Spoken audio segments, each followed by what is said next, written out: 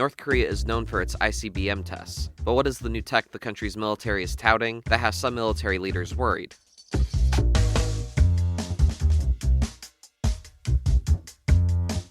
Produced by Defense News and Military Times, this is the Early Bird Brief.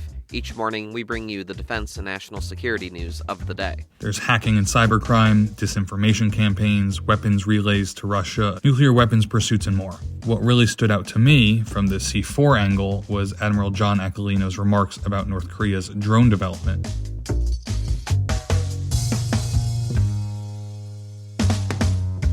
Also, lawmakers and senior enlisted leaders say pay for junior enlisted service members should be higher. What does this all mean for our defense and security? You'll find out. I'm your host, Simone Perez. Today is Thursday, March 21st, 2024.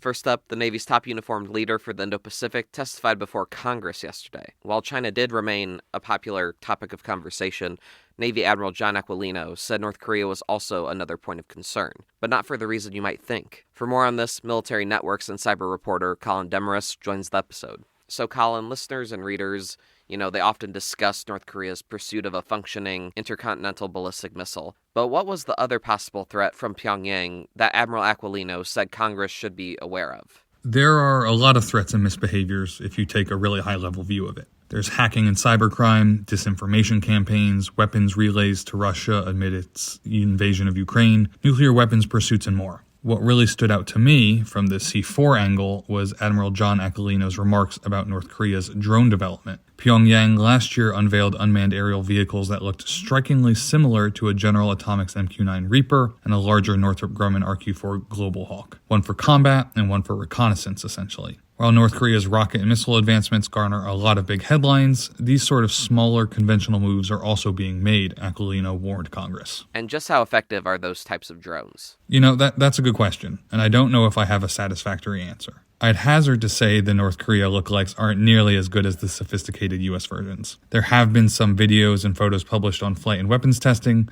but the Kim regime isn't known for telling the truth. Analysts in other publications have called into question the quality and performance as well. It should be noted, though, that smaller North Korean drones have crossed into South Korea before, and that has prompted a serious military response. Another important story, lawmakers and senior enlisted leaders cast doubt on whether current military models for service member pay really reflect the roles and the responsibilities of troops' jobs. They also say more overhauls may be needed to make sure service member compensation is fair. Master Chief Petty Officer James Honey said the responsibilities given to such young service members is immense. Honey's comments to Congress come as Defense Department leaders are conducting a comprehensive review of military pay and benefits issues. Members of the Appropriations Committee have already proposed targeted pay raises for junior enlisted troops in the coming years. They hope such a raise would combat low basic pay and food insecurity for some of the youngest service members and their families. Currently, the newest enlisted troops can earn as little as $23,000 in annual base pay. The House's plan could raise all service member base pay to $31,000 annually. The White House, though, has opposed any dramatic pay table overhauls until the Defense Department completes its military compensation review next year. Honey said he is not sure if historic models for salary comparisons fully reflect the demands of military service. He suggested that future models focus more on jobs like first responders who can receive higher pay for more dangerous work. The White House has proposed a 4.5% pay raise for all troops in 2025 as part of their federal budget request for next year. Also on your radar for today, the Defense Department's watchdog announced this week that military medical officials did not effectively handle or track troops' organs during or following autopsies and other investigations. For more on this, Military Times reporter Jonathan Lehrfeld joins us. So Jonathan, a bit of an interesting and out on left field Inspector General report. What did that report find? Yeah, so the report found that the Defense Department generally did not establish consistent policies or processes for organ retention and disposition. That means how remains are handled after death. Officials with the Armed Forces Medical Examiner System are authorized to determine the cause or manner of death of service members, and that may require an autopsy and the retention of an individual's organs for an investigation. Various DoD rules require officials to inform the deceased service member's next of kin if that needs to occur. But the report found officials did not effectively track organs that medical examiners retained during autopsies.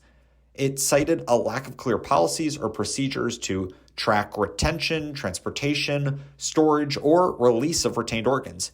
And as a result, it said military officials may not be able to respond to next of kin requests for information on the status of the retained organs. Do you have any examples you can share for us? So in a 2012 case involving multiple retained organs, officials notified the next of kin, who asked to be allowed to decide what to do with the remains once the examination was complete. But there was no documentation that they were notified following the analysis. And the report said that as of March 2023, the retained organs remained in the medical system's inventory. And in another example, in 2010, officials had a case with multiple retained organs. They obtained disposition instructions from the next of kin, who asked for the remains to be cremated and shipped to a specific location.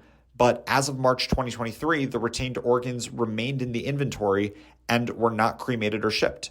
So the acting Undersecretary of Defense for Personnel and Readiness responded to the report by noting that the Defense Department concurred with the report's findings and that it's committed to addressing all of the report's recommendations. So it sounds like they're going to try to look into it because the Pentagon's Inspector General office said the failures could cause emotional distress to some families whose burial wishes were not being met. And now here's some other stories that we're hearing chirps about. Greek authorities said an F-16 fighter jet crashed in the Aegean Sea yesterday during a training flight. The pilot ejected from the aircraft and was later rescued. Military.com reported that military grocery stores in the Pacific are among the first to announce that they're eliminating single-use grocery bags. Andersen Air Force Base and Naval Base Guam went bagless this month, and Hawaii's commissaries are next.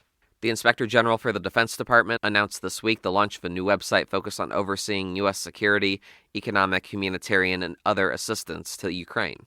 And the 29th Commandant of the Marine Corps, General Al Gray, died yesterday in his home following an extended period of hospice care. And on this day in history in 1963, Alcatraz Prison in San Francisco's Bay, once used by the Army, closed down and transferred its last prisoners.